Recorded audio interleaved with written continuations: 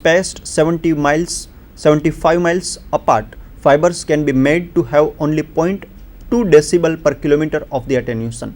Here repeaters are less used. If it is an electrical communication system, then repeaters you require are more.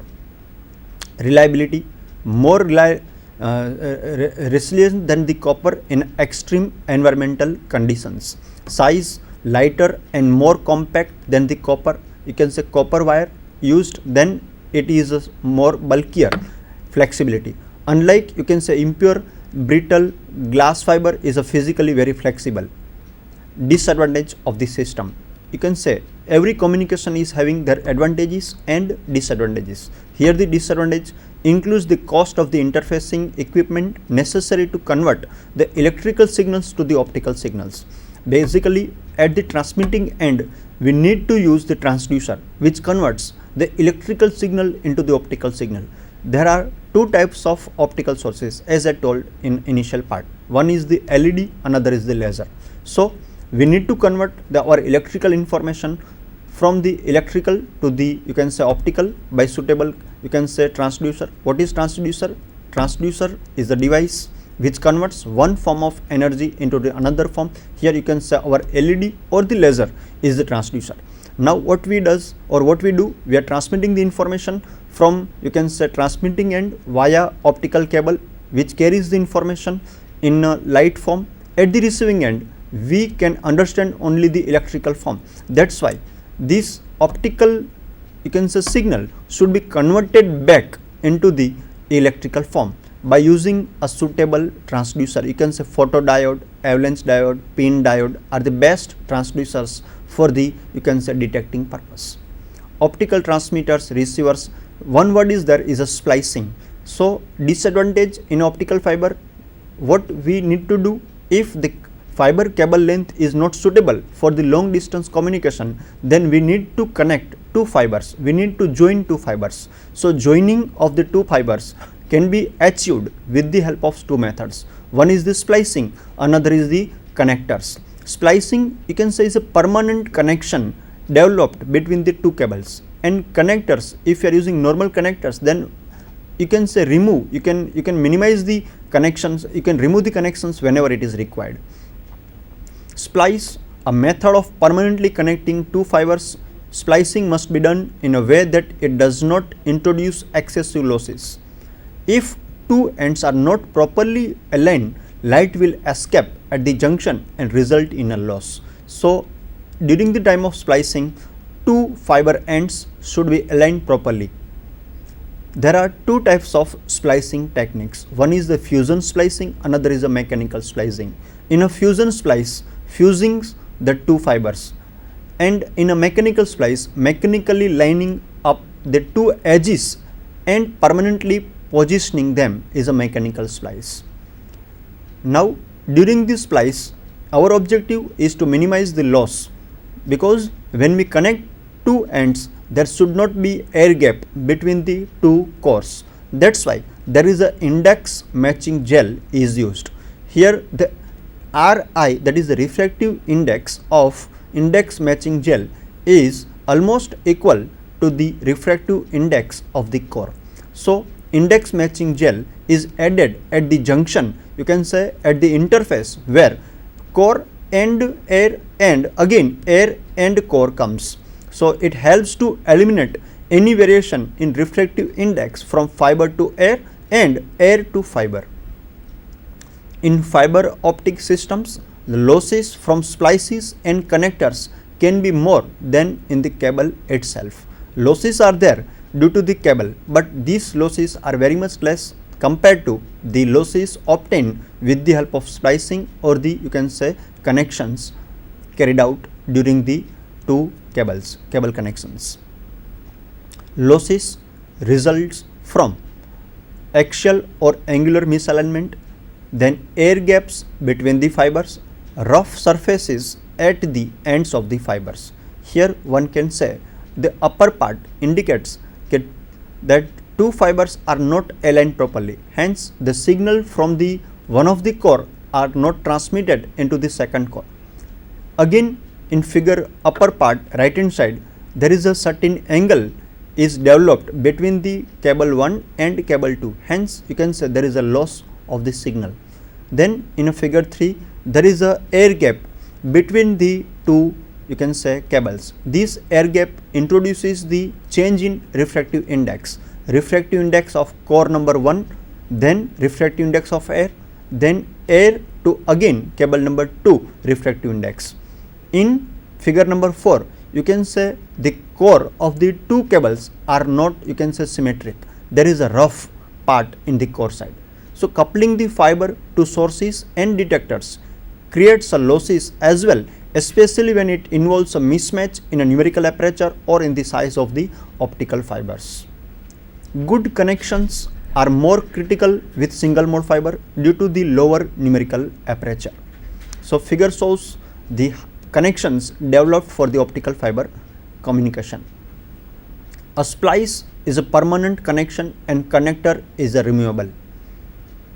The finished optical fiber is tested for the following, you can say, tensile strength, then refractive index profile, fiber geometry, attenuation means the loss per kilometer, information carrying capacity in terms of bandwidth. Before selling it or before selecting, one should ask such type of question for the optical fiber. Operating temperature and humidity range, in which temperature your cable will work and what type of humidity you can manage. Temperature dependence of attenuation, sometimes what happens, as the temperature increases, attenuation in a fiber gets increased, data loss may occur. Ability to conduct the light underwater. So underwater communication, you can say, installation of the fiber is again there underwater. So is it suitable or not? Here one instrument is there which is OTDR, is a optical time domain reflectometer, which is used to check the filled optical fiber cables which are installed at somewhere or at some locations. The function of OTDR is to measure the loss, locate breaks, where the break is there, splices, where are the splices, and connectors. It produces the graphic display of, you can say, fiber status, storage for a documentation, and you can say later references. Area of the applications: telecommunications, local area networks, cable TV, in you can say CCTV, optical fiber sensors, which are widely used in the medical applications. The process of communicating using fiber optics involves the following basic steps. Now the part 1 is creating the optical signal using the transmitter, relaying the signal along the fiber, ensuring that the signal does not become too distorted or weak. First step, we are forming the signal, then we are transmitting it along the cable, and third one, receiving the optical signal back. Now converting the optical signal back at the receiving end, we are converting this optical signal back and converting it into the electrical form. Fiber optic communication normally uses the frequency range from 0.2 into 10⁻13 to the 0.37 into 10⁻13 Hertz, called, this is the infrared range. Now in optical fiber communication there are few words which should be taken care of. One is the rise time. So time it takes, time required, time it takes the signal for the signal to go from 10% to 90% of its maximum value, you can say in amplitude. Fall time, the time required from 90% to 10% of the amplitude. Here the picture shows, in the upper part input is given, so from 0%, 10% to 90%, whatever time is there is a TR. TR means rise time. At the another end there is a TF, is of rise fall time. Fall time means what? 90% to 10% of the signal, you can say, in amplitude. Then there is a delay time, the time delay between 50% of amplitude at the input and the corresponding 50% of amplitude at the output. Period, the time it takes to complete one operating cycle. If you try to see in figure, there is a one capital T is denoted, which signifies the starting and the again starting of the distance between the time period required from one point to the another starting point. One word is there again, there is a baud rate. Baud rate is a number of transitions per second. Now the bandwidth of the fiber is the range of frequencies that it can handle with minimal amplitude distortion. More precisely, you can say it is the range of frequencies between the 2 points where the output optical power drops to 50% of its maximum. The drop of 50% means a loss of 3 dB. You can say 10 log half equal to minus 3 dB is a 3 dB loss. You can say 50% means a loss of 3 dB. Here you can say relationship between the electrical bandwidth and optical bandwidth. Bandwidth in electrical equal to bandwidth optical into half raised to half.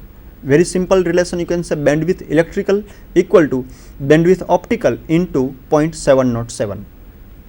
Bandwidth is a length dependent. Longer fiber results in a more pulse spreading, you can say dispersion, and leads to the lower bandwidth. As a result, the fiber bandwidth is often given in terms of bandwidth times kilometer product. Now there are three words what we like to discuss is a multiplexing. In multiplexing there is a time division multiplexing, frequency division multiplexing, and you can say wavelength division multiplexing. The fundamental purpose of multiplexing is to share the bandwidth of an, you can say, information channel among many users. Fiber is a channel and light is the carrier. Time division multiplexing, where time on the information channel is shared among many data sources. In FDM, the information channel bandwidth is divided into the frequency slots, you can say subcarriers, and each source is assigned a subcarrier. In a WDM, you can say wavelength division multiplexing, each data source is assigned a wavelength of the transmission. Then in a WDM, we will try to see two words is a simplex channel and duplex channel. Simplex channel means what? Data transmission from one end to the another end is possible, whereas from the, you can say, source to destination, destination to source is not allowed. In a simplex channel is a unidirectional flow in a one direction is allowed, where in a duplex there are two types of duplex. One is a half duplex, another is a full duplex. In a half duplex or full duplex, communication is a bidirectional.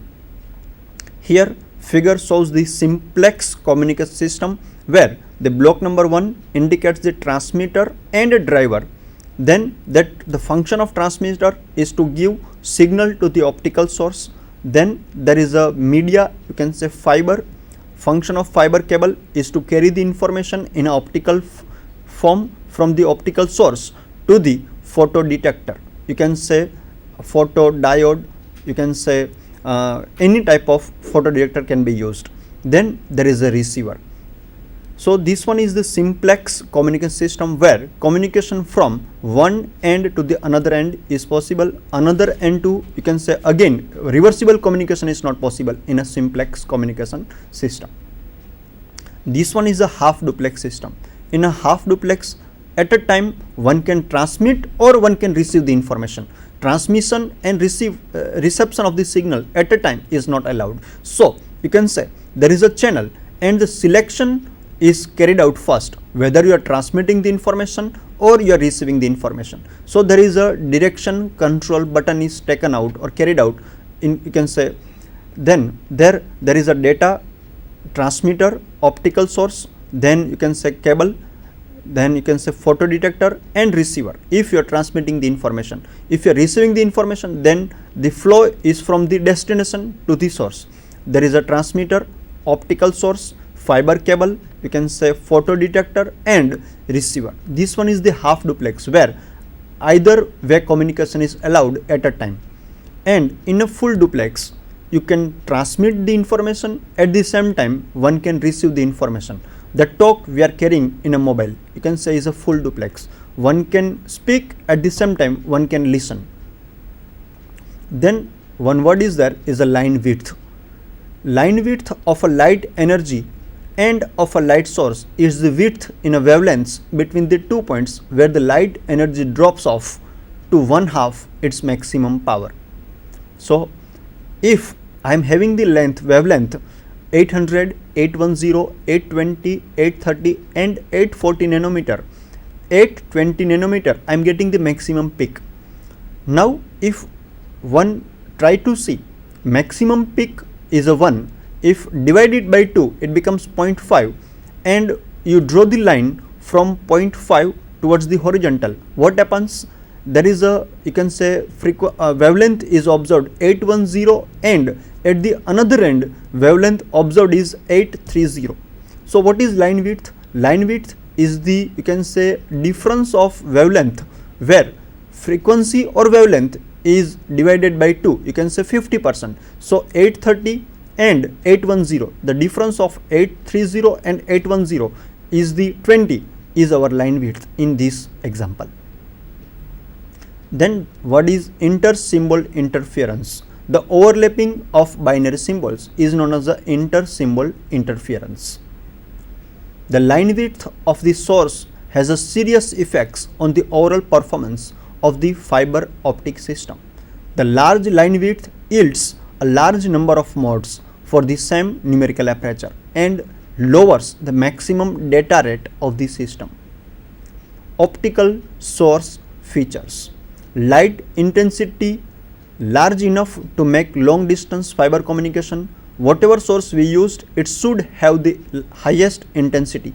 Structure must permit effective coupling of light into the fiber. If the source is not suitable for the coupling, then there is a loss of the information takes place. Wavelength of the light must be compatible with the fiber in use. So compatibility of the light source with the frequency, you can say wavelength of the fiber cable, is carried out first. Narrow line width, so high data rate. Short response time is required for the source. Stable device power against the, you can say, temperature and changes in the environment.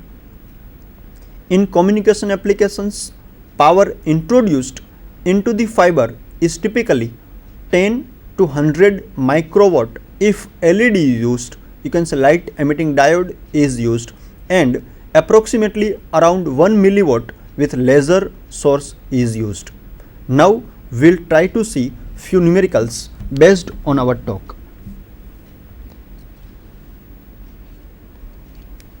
So here is a example number 1. Question is, find